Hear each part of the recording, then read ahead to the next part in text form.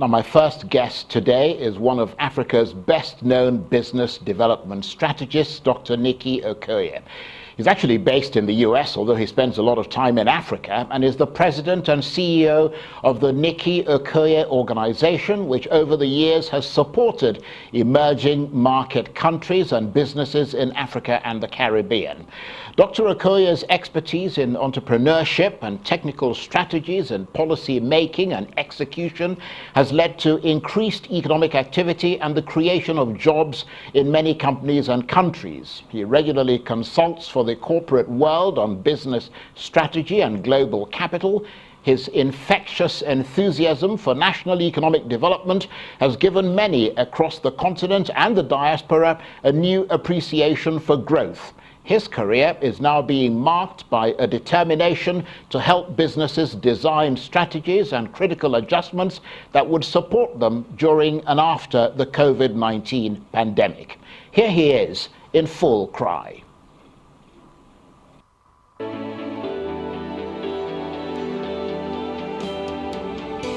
Even without COVID-19 pandemic, the world was already heading for major disruptions in businesses and investment as a result of the complexities of the fourth industrial revolution. The pandemic just made the disruptions more evident and even more urgent. We must now look at investment strategy all over again. The old investment models will not work anymore.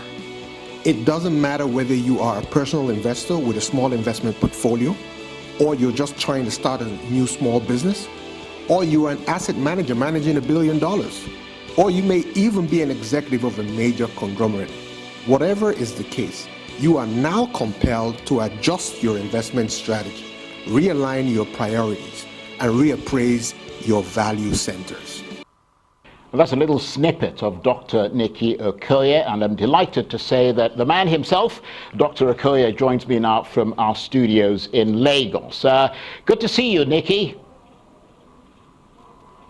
Yeah, hi, how you doing? It's good to see you. In this era of COVID-19, with economic activity slowed across the world, we just saw the UK enter recession today. Is it time for businesses to fundamentally reassess their priorities?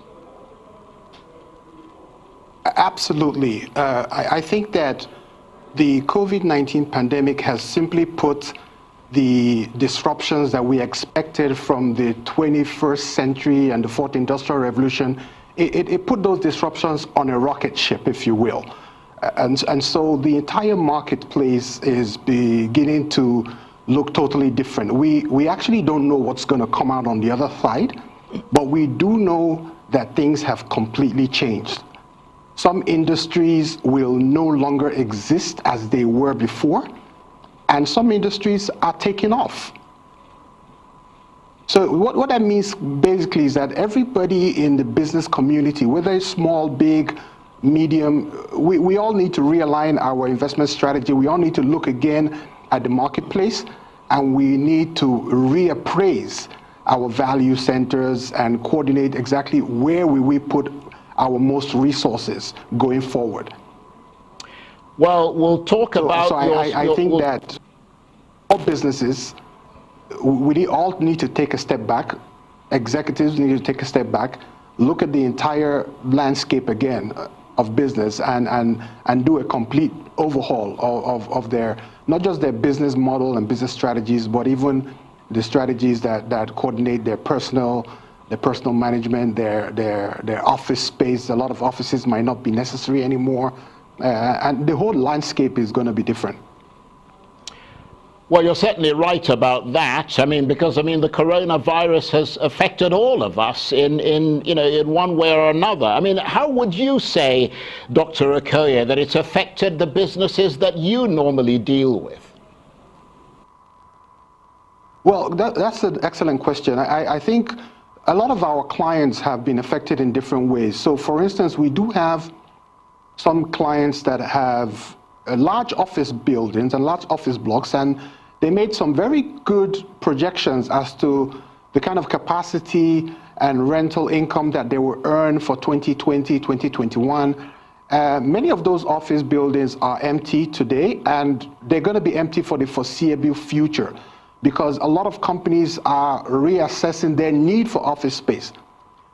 With the work from home strategy that a lot of companies have implemented, we have now realized, a lot of companies have realized that you don't need that much office space anymore.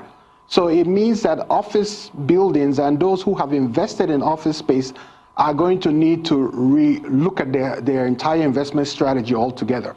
When the demand dries up for a specific service or a specific product, then it means that your business model has completely changed. And that's just one segment of the industrial landscape, some of the segments that we deal with. In the aviation sector, it's a totally different story. We do have clients that were about to set up an airline this year. They had actually made specific down payments on aircraft. And you have all the large aviation aircraft companies trying to dispose of aircraft that they have. So it means that the aviation industry as a whole is suffering, especially for those who have either acquired new aircraft or for those who are manufacturing aircraft.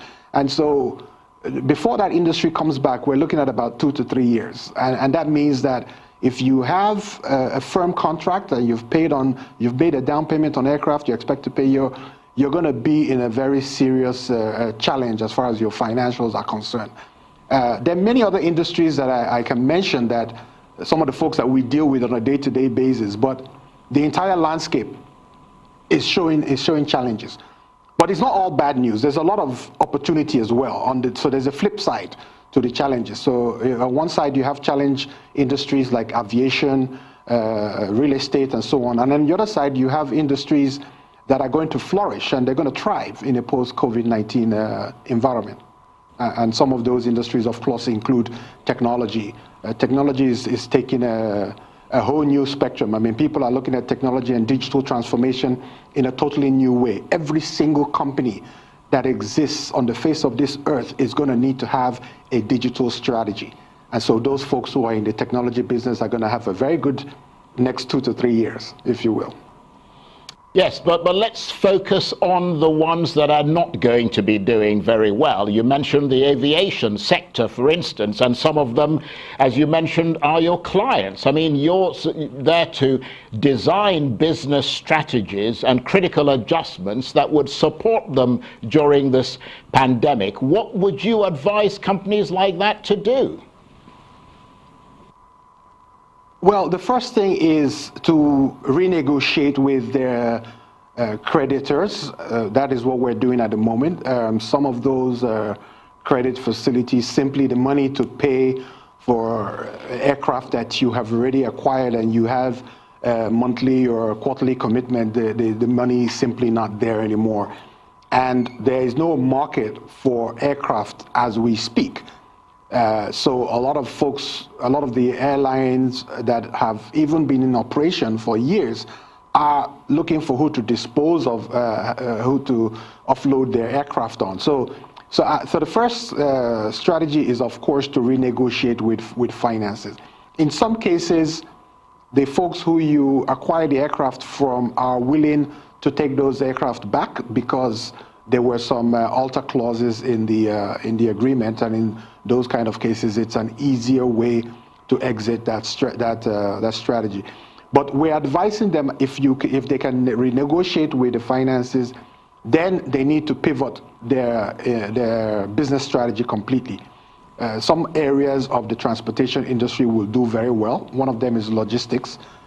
So if you have aircraft that you need to deploy, then maybe we need to put those aircraft into the logistics aspect of aviation, because the logistics part is going to blow up. It's already growing exponentially, if you will. So logistics in terms of moving goods and services across country or across the continent of Africa or across the world. So a lot of aviation logistics companies are going to do very well. So we're advising them to pivot to the logistics side of the aviation spectrum. That way, that business is still going to grow. And that's just for them. Right, okay. Well, that sounds jolly good. But we've got about a minute and a half before we take a break. So let me ask you this, Dr. Okoye. On a personal note, as you watched the coronavirus take hold and ravage the world and the economies of countries that you are so passionate about, did you feel fear? And, you know, to some extent, were you at a loss as to how you were going to advise businesses and governments to help them pick up the pieces?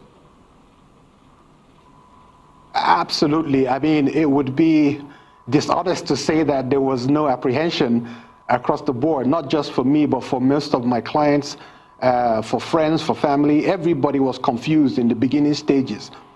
But after a few weeks, you know, I told myself that complaining is not a strategy. You know, we can't sit back and complain. We're going to come out of this still alive. And if we're going to come out of this alive, then we need to have a business that will sustain us and keep us going after the entire pandemic and the crisis is over. So in that case, we started looking at what we could do post-COVID. And so if you look at some of the things that we are doing with our clients and personally, as a consultant and as a business strategy expert, our mind and our mindset is already post-COVID. We're looking at how to take advantage of the disruptions that are expected post-COVID. So we know that there's a crisis. We appreciate that there's a crisis. We have been affected by the crisis fundamentally, but we must now figure out how to take advantage of the crisis. As the Chinese will say, never waste a good crisis. Okay, on that note, I'll ask you to stay with us, Dr. Okoye. You're watching the Arise interview, plenty more still ahead, as we continue our chat with the business development strategist, Dr. Nicky Okoye. Stay with us.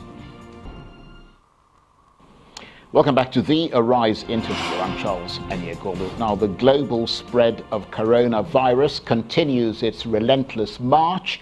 Every country is being hit, and the virus is no respecter of borders or businesses.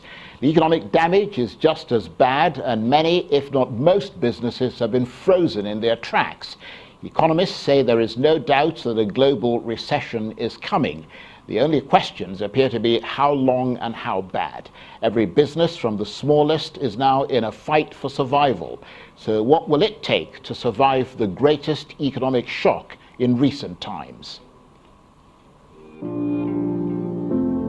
Okay, let's face it. The only constant in the world today is change. The world has experienced the agricultural revolution, the industrial revolution, and we are currently in the digital revolution driven by this era of connectivity. We are fast moving towards a new world order.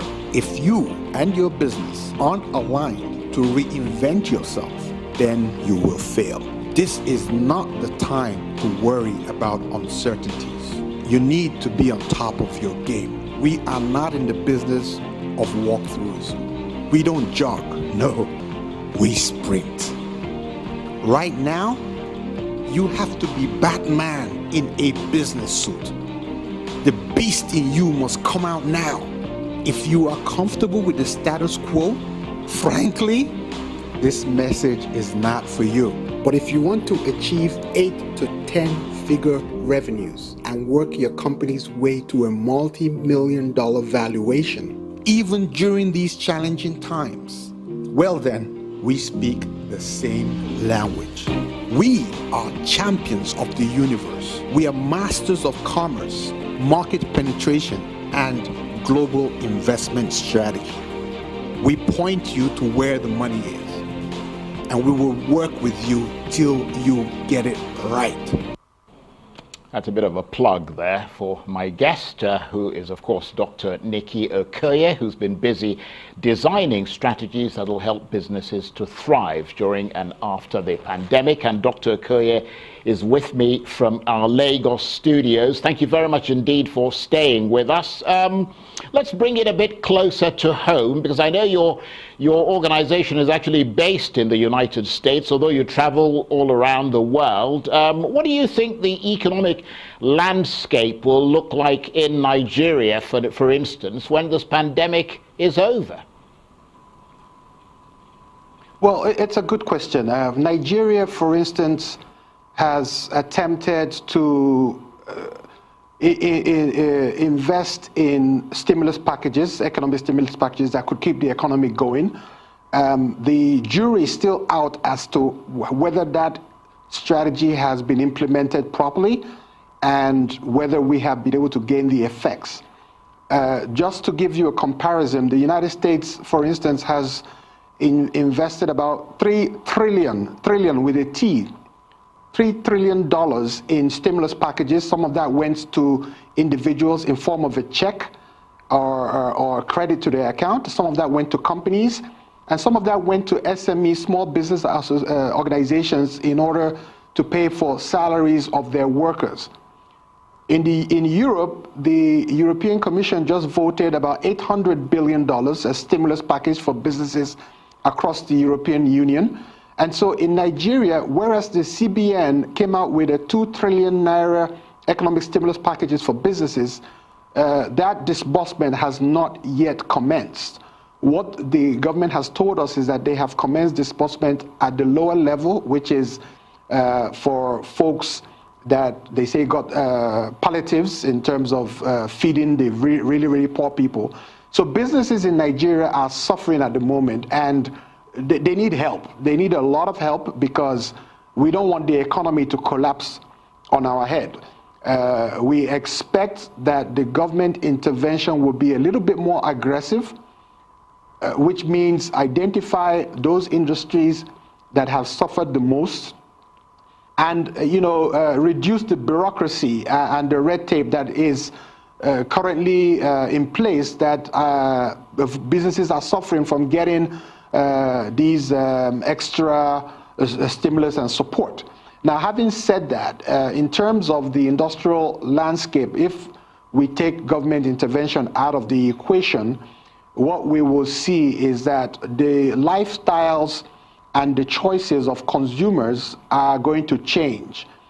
Consumers are currently spending more time at home, which means that there's a lot of ordering going on online. A lot of businesses have sprung up that are now delivering groceries, things as simple as groceries, weekly groceries to the home.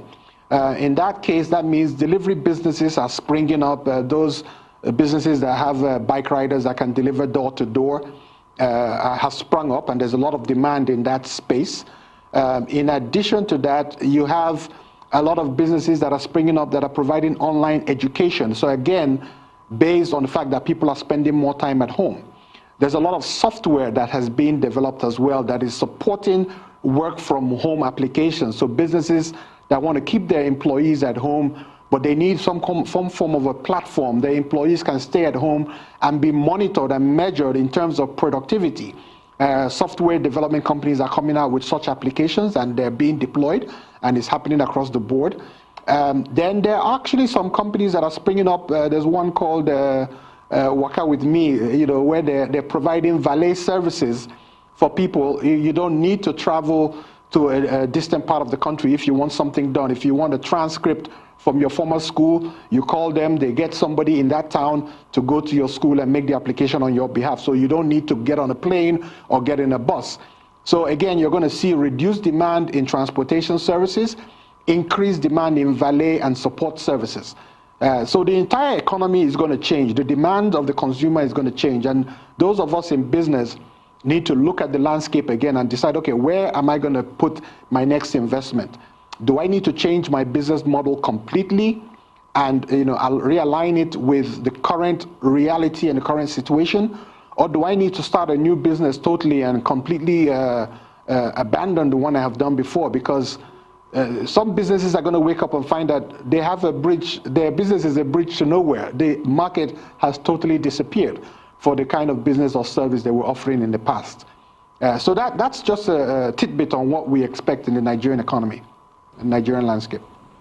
Well, to be honest, we're not dramatically surprised because, that was to some extent expected. But I think you made a very crucial point there, which is the fact that the Nigerian government is not yet disbursing the stimulus packages, the palliatives that they promised to give to businesses. And that means that many businesses are running their companies with no income at all. And that's something that businesses just don't do. I mean, you don't run a business without some form of income. That's obviously created havoc, more so because everyone is affected, including possibly even the government that would normally come in to help. I mean, what do you say in those circumstances?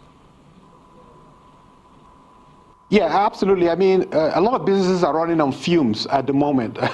So when I say running on fumes, it means that if you're driving a car and the petrol in the car is finished, it's just the remaining fumes in the fuel tank that is still keeping the car going.